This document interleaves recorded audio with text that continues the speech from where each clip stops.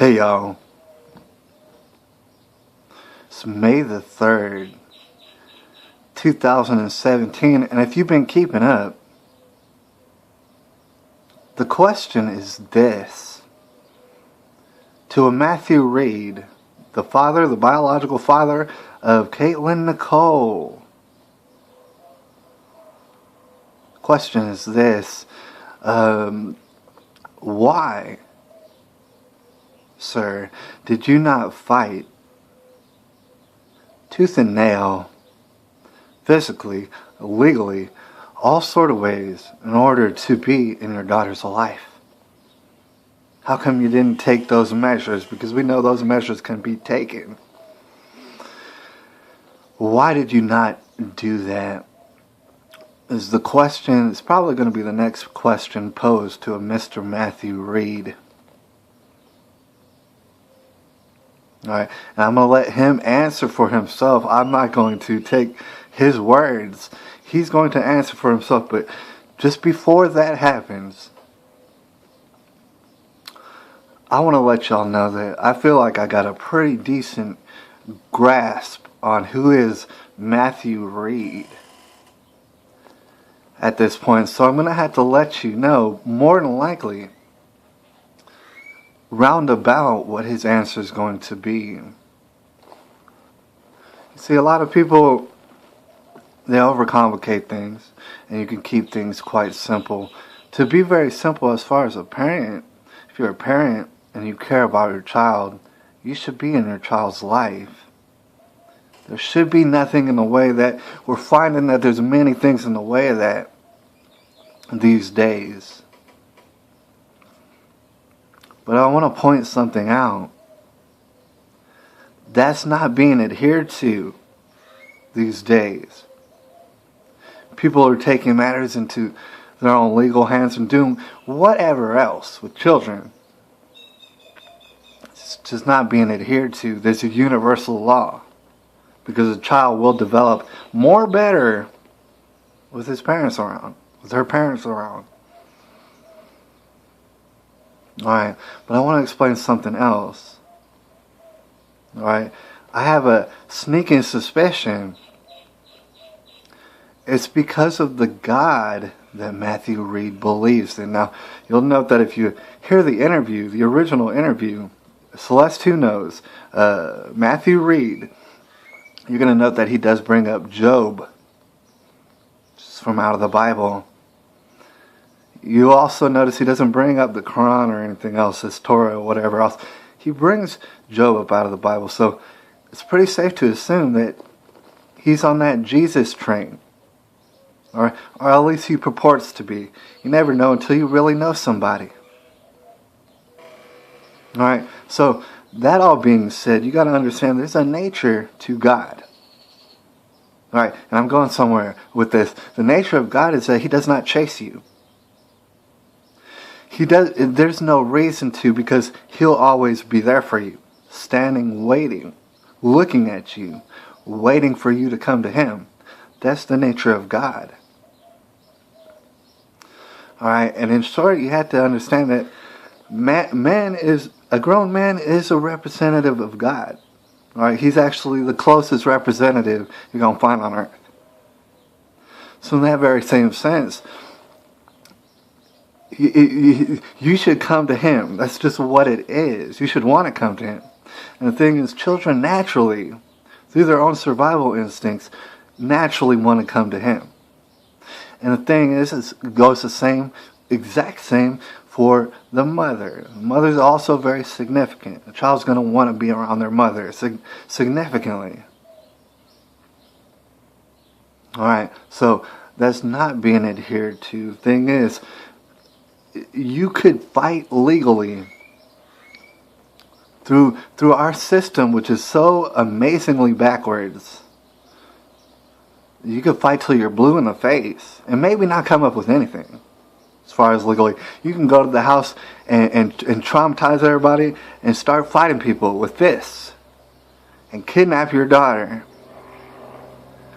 But you got to understand at the same time, not all of this stuff will prevail. I mean, we already discussed that children, they naturally love their parents. Let me just let you know, my daughter has always been in love with my wife. Just head over heels. You know, it goes past the law. It goes past beating up people with this. If you do anything, if anyone does anything to hurt my wife, anyway, legally or otherwise, that's going to be remembered. You understand? It registers in a child's mind. All right. A lot of y'all are thinking about these fairy tales, and God bless you. You know, they were great fairy tales where a prince has to run through. And first of all, that's a prince. That's not a father. You'll notice that in these fairy tales, it's not the father running through dragons and stuff. It's actually a man, a suitor. All right. So, but you're thinking of fairy tales where you got to battle a dragon and climb to the top of a tower to rescue the princess. That's not the way God works. All right. You must come to Him just like you must come through your father. Now, we've already well established that there's fathers out there who ain't suited for that. There's fathers out there who do not belong, not nowhere near children. All right. Trust me, I've been down that rabbit trail of people where fathers are molesting their own children. Seen it. I haven't seen it personally, but I've seen the effects of it. Of course they shouldn't be allowed around their children. But you got to understand, developmentally speaking, the child, and you're already touching upon this. God bless you for doing it. You're already touching upon the fact that a child needs to know. They need to know. And somebody needs to explain it to them why their father is not around. Right? It all needs to be cohesive in their brain in order for their brains to not go all wackadoodle. Right, so that will be the explanation, and that really is the explanation as far as why did Matthew Reed not fight the courts and fight everybody else in order to see his daughter? He shouldn't have had to. It's an absolute abomination and a blasphemy that he would ever have to, him or his wife. All right, how in the world would you go through courts? Here's what I want to explain: courts weren't there. See, a father-daughter relationship, a father-son relationship, that's ordained through God. God makes that happen. You don't want to believe in God, that's fine. But so God makes it happen. The courts did not. Courts weren't there. The courts weren't there during the birth of my daughter or Matthew Reed's daughter. Courts weren't there. The courts didn't change her diapers and stuff. Courts didn't teach her how to walk and stuff. The courts were never there.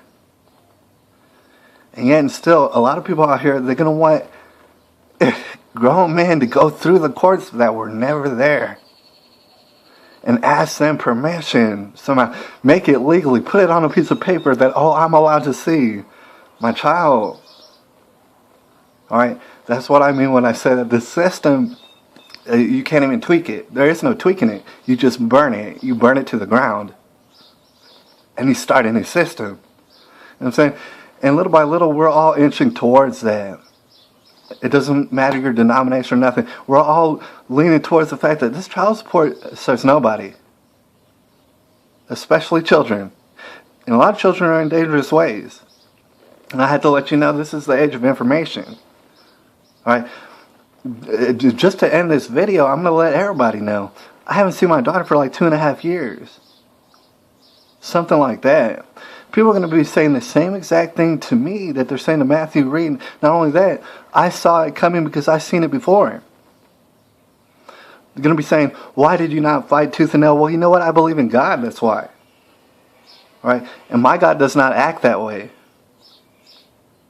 All right? My God is always going to be open, but you need to go to Him. All right? So I'm going to be in the same exact position, and I already see it coming and stuff like that. I already know the dangers that lie in that. And at the same time, I know the dangers that lie in attacking my daughter's mom. That's not going to fly. It really isn't. And it really will be going against God or whatever you want to believe, like morals. It's not a good thing to do.